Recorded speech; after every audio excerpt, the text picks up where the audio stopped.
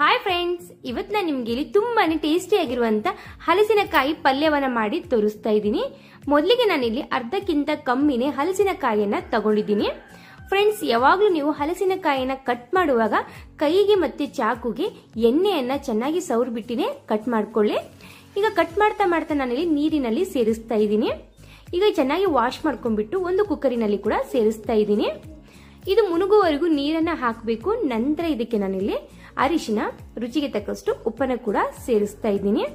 Friends, ಇದು ತುಂಬಾನೇ ಟೇಸ್ಟಿಯಾಗಿ ಆಗುತ್ತೆ ಈ ಪಲ್ಯ. ಒಂದ್ಸತಿ ಆದ್ರೂ ಮನೆಯಲ್ಲಿ ಟ್ರೈ ಮಾಡಿ ನೋಡಿ. ನೆಕ್ಸ್ಟ್ ಟೈಮ್ ನೀವೇ ನನಗೆ ಕಮೆಂಟ್ ಅನ್ನ ಹಾಕ್ತೀರಾ. ಈಗ ನಾನಿಲ್ಲಿ 2 ವಿಸಿಲನ್ನ ಹಾಕೊಂಡು ಮತ್ತೆ ನಿಮ್ಗೆ ತೋರಿಸ್ತಾ ಇದ್ದೀನಿ.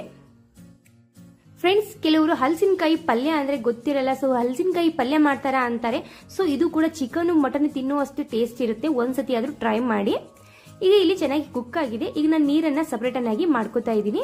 ಈ ನೀರನ್ನ ನಾವು ಬಿಸಾಕಕ್ಕೆ ಹೋಗ್ಬಾರ್ದು, ಕೊನೆಗೆ ಬೇಕಾಗುತ್ತೆ. 3 ಚಮಚದಷ್ಟು ಎಣ್ಣೆಯನ್ನ ಸೇರಿಸ್ತಾ ಇದ್ದೀನಿ. ನಂತರ ಕೆಲವು ಒಣ ಮಸಾಲೆಯನ್ನು ಕೂಡ ಸೇರಿಸ್ತಾ ಇದ್ದೀನಿ. ಯಾಲಕ್ಕಿ, ಲವಂಗ, ದಾಲ್ಚಿನ್ನಿ, ಪಲಾವ್ ಎಲೆ, ಜೀರಿಗೆಯನ್ನ ಕೂಡ ನಾನು ಸೇರಿಸ್ತಾ ಇದ್ದೀನಿ. ಫ್ರೆಂಡ್ಸ್, ಇದನ್ನು ಕೂಡ ಚೆನ್ನಾಗಿ ಫ್ರೈ ಮಾಡ್ಕೋಬೇಕು. ನಂತರ ನಾನಿಲ್ಲಿ 3 ಮೀಡಿಯಂ ಸೈಜ್ ಈರುಳ್ಳಿಯನ್ನ ಸೇರಿಸ್ತಾ ಇದ್ದೀನಿ.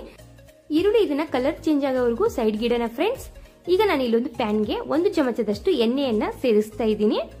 ನಂತರ ನಾವು ಇಲ್ಲಿ ಕುದಿಸಿಟ್ಟಿರುವಂತ ಹಲಸಿನಕಾಯಿಯನ್ನ ಇದಕ್ಕೆ ಸೇರಿಸಬೇಕು. ಈ ರೀತಿ ಫ್ರೈ ಮಾಡಿ ಹಾಕೋದ್ರಿಂದ ನಮ್ಗೆ ಎಷ್ಟು ತಿಂದ್ರೂ ಸಾಕಾಗೋದಿಲ್ಲ. ಈ ಹಲಸಿನಕಾಯಿ ಪಲ್ಯ ಅಷ್ಟು ಟೇಸ್ಟಿಯಾಗಿ ಅನ್ಸುತ್ತೆ. ಸ್ವಲ್ಪನೇ ಅಚ್ಕರದ ಪುಡಿನ ಸೇರಿಸ್ಬಿಟ್ಟು ಇದು ಸ್ವಲ್ಪ ಕಲರ್ ಚೇಂಜ್ ಆಗೋವರೆಗೂ ಫ್ರೈ ಮಾಡ್ಕೋಬೇಕು. ಈಗ ಇಲ್ಲಿ ಈರುಳ್ಳಿ ಕಲರ್ ಕೂಡ ಚೇಂಜ್ ಆಗಿದೆ. ಇದಕ್ಕೆ ನಾನಿಲ್ಲಿ 2 ಟೀ ಸ್ಪೂನ್ ಆಗೋಷ್ಟು ಶುಂಠಿ ಬೆಳ್ಳುಳ್ಳಿ ಪೇಸ್ಟ್ ಅನ್ನ ಕೂಡ ಸೇರಿಸ್ತಾ ಇದ್ದೀನಿ. ಹಸಿ ವಾಸನೆ ಹೋಗುವವರೆಗೂ ಫ್ರೈ ಮಾಡ್ಕೋಬೇಕು. ಫ್ರೆಂಡ್ಸ್, ನಂತರ ನಾನಿಲ್ಲಿ 2 ಮೀಡಿಯಂ ಸೈಜ್ ಟೊಮೆಟೊ ಅನ್ನ ಕೂಡ ಪೇಸ್ಟ್ ಅನ್ನಾಗಿ ಮಾಡಿ ಸೇರಿಸ್ತಾ ಇದ್ದೀನಿ. ಚೆನ್ನಾಗಿ ಹಸಿ ವಾಸನೆ ಹೋಗುವವರೆಗೂ ನಾವು ಇದನ್ನ ಫ್ರೈ ಮಾಡ್ಕೋಬೇಕು. ಇಲ್ಲಿ ಕಲರ್ ಕೂಡ ಚೇಂಜ್ ಆಗಿದೆ ಹಲಸಿನಕಾಯಿದು. ಸೊ ಈಗ ನಾನಿಲ್ಲಿ ಗ್ಯಾಸ್ ಅನ್ನ ಆಫ್ ಮಾಡಿ ಸೈಡ್ ಇಡ್ತಾ ಇದ್ದೀನಿ. ಈಗ ನಾನಿಲ್ಲಿ 2 ಚಮಚದಷ್ಟು ಚಿಕನ್ ಮಸಾಲ, 1 ಚಮಚದಷ್ಟು ಧನಿಯಾ ಪೌಡರ್, ರುಚಿಗೆ ತಕ್ಕಷ್ಟು ಅಚ್ಕಾರದ ಪುಡಿ, 1 ಚಮಚದಷ್ಟು ಕಸ್ತೂರಿ ಮೇಥಿ, ರುಚಿಗೆ ತಕ್ಕಷ್ಟು ಉಪ್ಪನ್ನ ಇಲ್ಲಿ ಸೇರಿಸ್ತಾ ಇದ್ದೀನಿ. ಫ್ರೆಂಡ್ಸ್, ಧನಿಯಾ ಪುಡಿ, chicken masala, red chilli powder ಅನ್ನು ನಾನು ಹಾಕಿದ್ದು ವಿಡಿಯೋ ಸ್ವಲ್ಪ ಸ್ಕಿಪ್ ಆಗಿದೆ.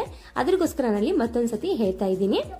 ಈಗ ಚೆನ್ನಾಗಿ ಇದನ್ನ ನಾವು ಮಿಕ್ಸ್ ಮಾಡ್ಕೋಬೇಕು. 1 ನಿಮಿಷ ಚೆನ್ನಾಗಿ ಇದನ್ನ ಮಿಕ್ಸ್ ಮಾಡ್ಕೊಂಡ್ಬಿಟ್ಟು ನಂತರ ನಾವು ಹಲಸಿನಕಾಯಿ ನೀರನ್ನ ಸ್ವಲ್ಪನೇ ಸೇರಿಸಬೇಕು. ನಾನು ಟೀ ಕುಡಿ ಕಪ್ಲಿಂದ 1 ಕಪ್ ಆಗುವಷ್ಟು ಹಲಸಿನಕಾಯಿ ನೀರನ್ನ ಇದಕ್ಕೆ ಸೇರಿಸ್ತಾ ಇದ್ದೀನಿ.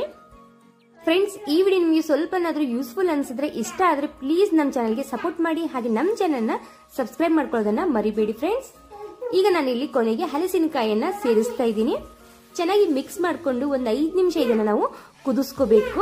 ನಾನು ಸ್ವಲ್ಪನೇ ಹಲಸಿನಕಾಯಿನ ನೀರನ್ನ ಮತ್ತೆ ಇದಕ್ಕೆ ಸೇರಿಸಿ ಕುದಿಸ್ತಾ ಇದ್ದೀನಿ. ಹಲಸಿನಕಾಯಿ ಪಲ್ಯ ಇಲ್ಲಿ ರೆಡಿ ಆಯಿತು. ಈ ವಿಡಿಯೋ ನೋಡಿದಕ್ಕೆ thank you so much friends.